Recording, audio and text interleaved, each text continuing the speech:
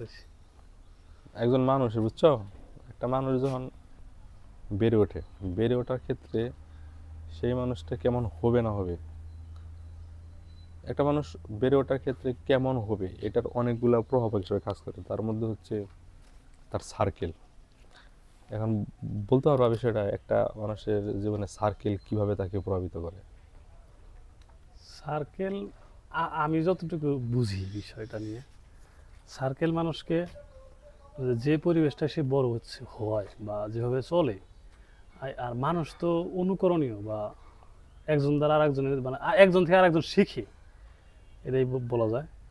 তো এই প্রভাবিত হয় কীভাবে, যে একটা পরিবেশের মধ্যে যে বড় হচ্ছে, সবাই যে জিনিসটা চর্চা করতেছে, ওই দৈনন্দিন প্র্যাকটিসটা সে তার নিজের মধ্যে অটোমেটিকলি এস্টাবলিশ হয়ে যায়, সে নিজেও জানে না। এইভাবেই মূলত যে আমার আমার কাছে মনে হয় যে সবাই সেই সার্কেল দিয়ে প্রভাবিত হয়। একটা সার্কেলের মধ্যে সবাই যেরকম হবে, আরেকজন মানুষ ওই রকমই হবে বা হয়ও তাই।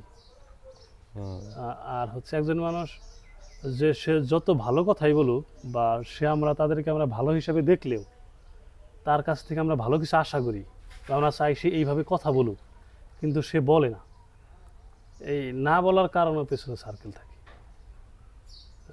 যে ওই যে সার্কেলের সে বড় হচ্ছে, প্রতিদিন ঘুম থেকে উঠে যা দেখতেছে, যা শিখতেছে, যা তার মধ্যে এস্টাবলিশ হয়েছে, এটা তো চেঞ্জ হবে না। সে যখন মানুষের কাছে বলে, ওইটা তার ব্যক্তিত্ব প্রকাশ পায়, চরিত্র তো প্রকাশ পায় না।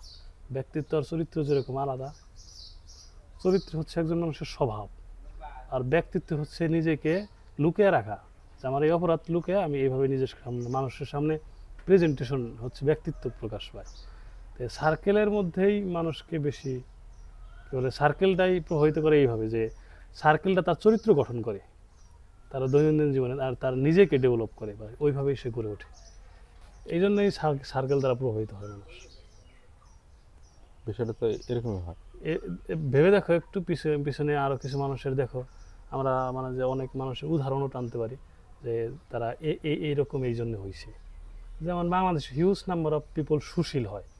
সুশীল মানে তারা মনে করে মানে যে মেয়েদের সাথে অবাধ মেলামেশা করা যাবে, ইসলামকে নেগলেক্ট করে দেখতে হবে, বা এই সুশীল কিন্তু, বা তারা যে মনে করে যে আমরা কোনো ধর্মে বা কোনো মানুষকে নেগলেক্ট করতেছি, এরকম কিন্তু হয় না।